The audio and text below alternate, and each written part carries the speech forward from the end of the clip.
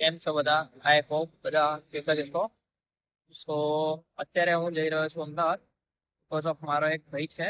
સો એ સવારે જોબ પર જતો હતો, તો એ ફર્સ્ટ ફ્લોર પર રહે છે, તો ત્યાંથી સીડી ઉતરતા ઉતરતા ગબડી ગયો, તો પગ ફ્રેક્ચર થઈ ગયો છે. સો હું એમની ખબર પૂછવા જઈ રહ્યો છું. 4 થી 5 સીડી ભૂલી ગયો અને ત્યાંથી ગબડી ગયો છે. સો પગમાં એક મેજર ફ્રેક્ચર તો થયું જ છે. સો આપણે હવે ત્યાં જઈને જોઈએ કે શું છે, કેમનું છે, કઈ રીતે છે. સીટી સ્કેન વગેરે બધું કરાવી લીધું છે. સો આપણે મળીએ છીએ ત્યાં. એટલે આ ભાઈ આપણી જોડે જ છે, જે અત્યારે મચ ભાઈ રહ્યો છે, કારણ કે આપણને એવી feel છે કે આપણે કંઈક કરવાનું અને કન્ટેન્ટ ક્રિએટરથી કંઈક કરવાનું છે. સો આપણને કોઈ ફરક નથી પડતો, જ્યારે જે કહેવું હોય કે આઈ ડોન્ટ કેર.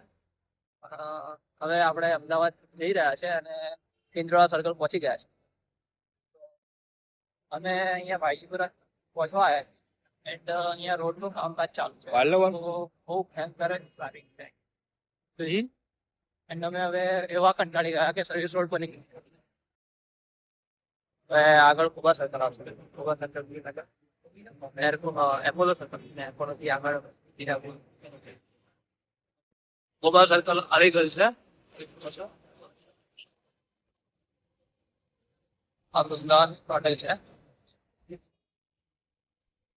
ને આ કિયાવાળા કાકાને ખબર નહીં હું હોજ્યું છે, ડાયરેક્ટ જ અહીંયા એકદમ ખૂણામાંથી વાળી લીધી છે. હવે અમે અહીંયા આગળ જઈ રહ્યા છીએ એપોલો સર્કલ જોડે. અહીંયા બ્રિજ પર ઉભા છે, આગળ બાજુ બ્રિજ ઉપર ઉભો રહેવો પડે, કેટલો ભયંકર છે.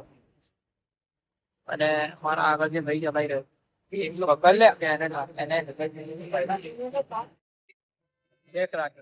કારણ ન્યુટ્રલમાં જવા દઈ રહ્યા એટલે કારણ કે આગળ બહુ એટલે બહુ જ ટ્રાફિક છે, જોઈ શકો છો.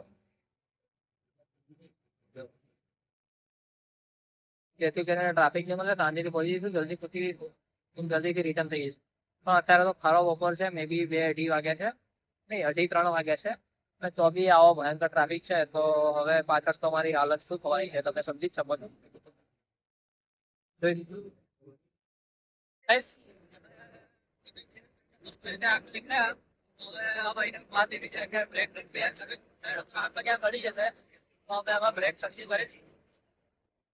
એન્ડ આગળ એક પલટું વાળો જઈ રહ્યો છે, જે અમારી ટસલમાં આવી ગયો છે.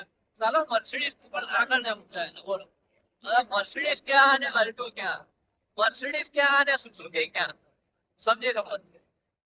અમે અત્યારે અહીંયા બ્રેક ને સરખી કરવા માટે ઉભા રહ્યા છે. પાછળ મસ્ત રીતે જોઈ શકો છો સાબરમતી છે.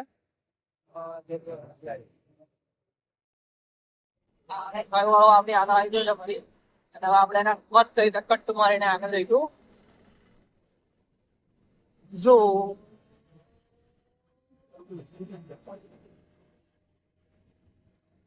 સો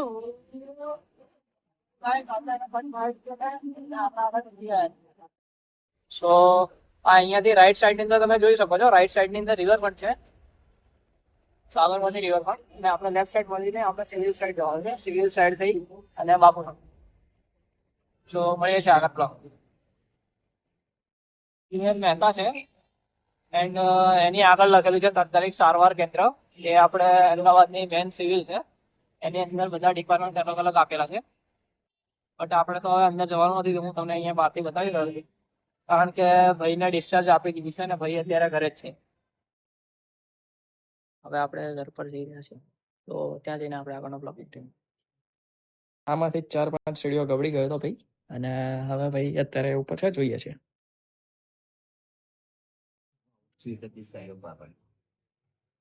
આ જ જગ્યા છે, મસ્ત રીતે જો બધા પ્લાસ્ટર છે, પ્લાસ્ટર.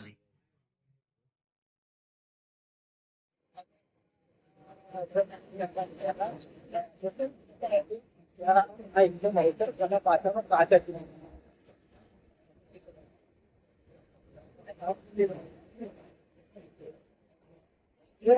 तो फैन ये तो तकलीफ से पड़े हुए हैं, ये इतना आगे में बात करता है वहां से ये तो बात पूरी मत कर रहा है.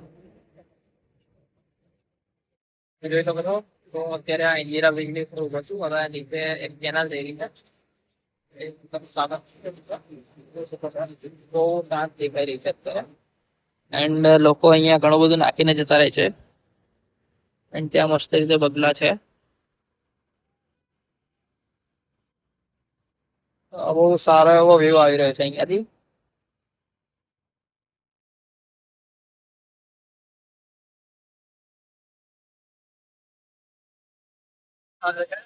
જે અત્યારે હમણાં અમે આવી રહ્યા હતા ત્યારે મુંબઈ ટ્રાફિક તમને બતાવ્યો. અત્યારે જતી વખતે અમને મુંબઈ ટ્રાફિક પડ્યો હતો, પરંતુ અત્યારે જતી વખતે તમે જોઈ શકો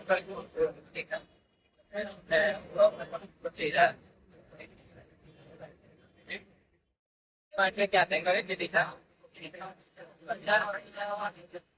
આ સાઈડ પર રાંધે પડશે, આ સાઈડ પર રાંધે પડશે, આ રાધે દેખાઈ રહી છે એ રાધે પડશે. આ સાઈડ થી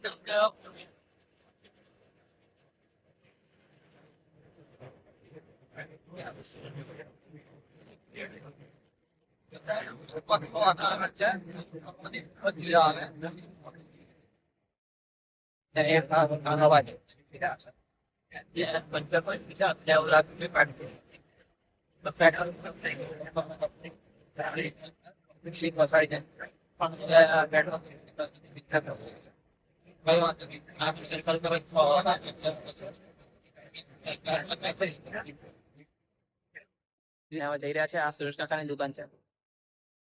સામે જે સર્કલ દેખાઈ રહ્યું છે એ નાના જેટલું સર્કલ છે, મતલબ બે સર્કલ. તો બસ હવે આપણે આપણા મંજિલ પર પહોંચી ગયા છીએ. સો હવે આપણે આ બ્લોગને એન્ડ કરી રહ્યા છીએ. મળીએ છીએ. Thank you so much for watching.